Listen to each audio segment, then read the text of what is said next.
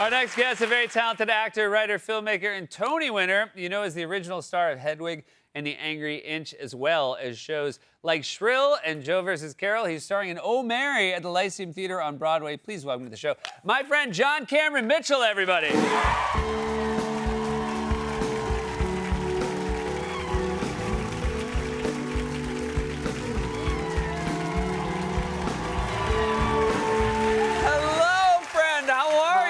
I just moved through a space that was probably a band. Oh, yeah. There used to be a band here, and now it's just a walkway.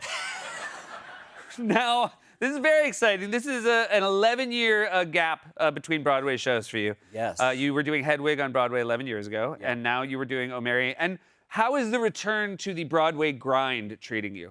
Well, as the oldest Mary... Yes. You were the seventh Mary in this show, but you were the oldest. The oldest Mary. It's a new administration, and I will be turning 63 during the run. Wow. Wow. Oh, there it is. I mean, come on. You're stunning for 62. Stop it. By the way, you're stunning for any age. I'm not going to put any qualifiers on it. Stay out of the sun, everybody. So, but it's a grind. I feel like people do not appreciate the kind of grind it is. Well, I mean, Hedwig was harder, but this is really hard. 8 shows a week. Even rock stars come in and go, Beyonce don't do 8 shows a week. Right. But it's like, you know, you got to be a nun, as Ethel Merman said, when you do the show. And so most of my time is lying around, preparing, resting, watching reruns of The Wire. Yeah, that's a good way to prepare. And that means, like, so when the show's over, I think also people think, like, oh my God, everybody probably goes to the bar and celebrates. But yeah, those days are over. Those are the old days. That's Patti LuPone. That's Elaine Stritch. Yeah, they put that to bed. Yeah. But you were talking about rock stars. You also had another person who I feel like, as far as like what I recently seen them do physically, gold medalist Alyssa Liu came to the show. Yes. First of all, must have been incredible to meet her in person, but did she have a take on what you guys were putting yourselves through every night? She said nice hair. Wow, yeah.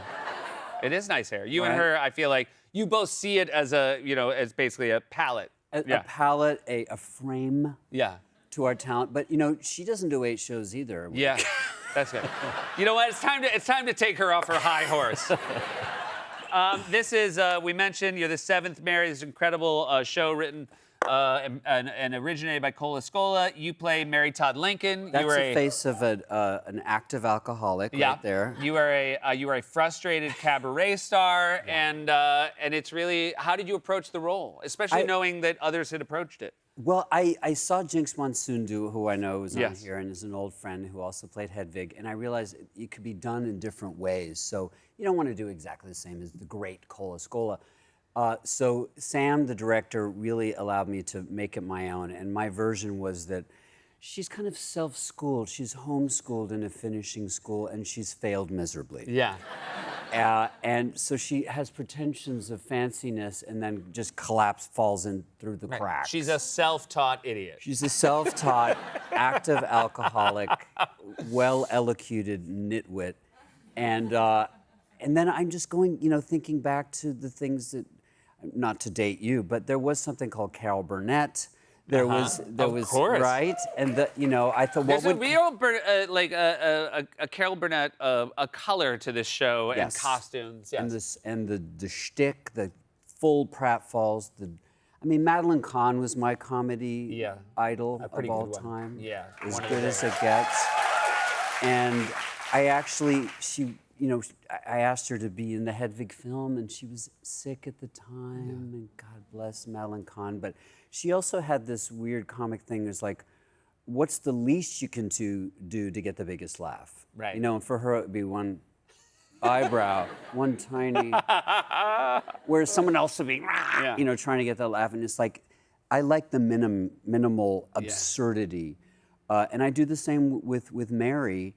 And I feel like it's very close to Hedwig. The character is very similar to Hedwig. Yes. Meaning unappreciated, angry, horrible person who is betrayed by various men and then makes space for themselves to pee on the rest of the world. Yes, they're both outlandish, boundary pushing. O'Mary, Wig wearing.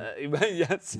I also heard your aunt, who's a 91-year-old nun. Yes. Came to see O'Mary. She is my biggest fan. Fantastic. Even when my parents were scared of my very sexual film, Short Bus, Sister Terry was right there in the front row.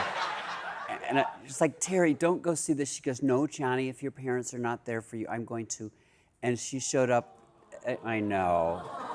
I mean, the first scene, somebody themselves. I said, Terry, what did you think? She goes, oh, Johnny. She's from Chicago. Johnny, we come from such different worlds. That's the nicest way to say that. Yeah. You mentioned your parents, though. Your parents were supportive. They were. They were scared of the sexual side. Yes. My dad was a general in the Army. Yes. And he was totally cool. Yesterday was the 12th anniversary of his passing. Loved him very much. Rest in peace. And he was he wanted me to be a general like him, but when he saw me directing Nicole Kidman in Rabbit Hole, he's like, you do what I do. Yeah. Oh, really? The approach is the same. Make jokes, relax everybody, know everyone's name, and delegate authority, and so you don't have to do anything. There's a giant plot point in Hedwig is the fall of the Berlin Wall. Yep. Your dad was actually when Ronald Reagan, explain the historical context. This is your father right there, right? Yes. My dad was the military commander of Berlin, the American commander. So when Reagan was like, Mr. Gorbachev, tear down this wall, my dad was right there going, yes, sir. And my mother was behind Nancy Reagan. So there's Nancy Reagan, and so that's your mother.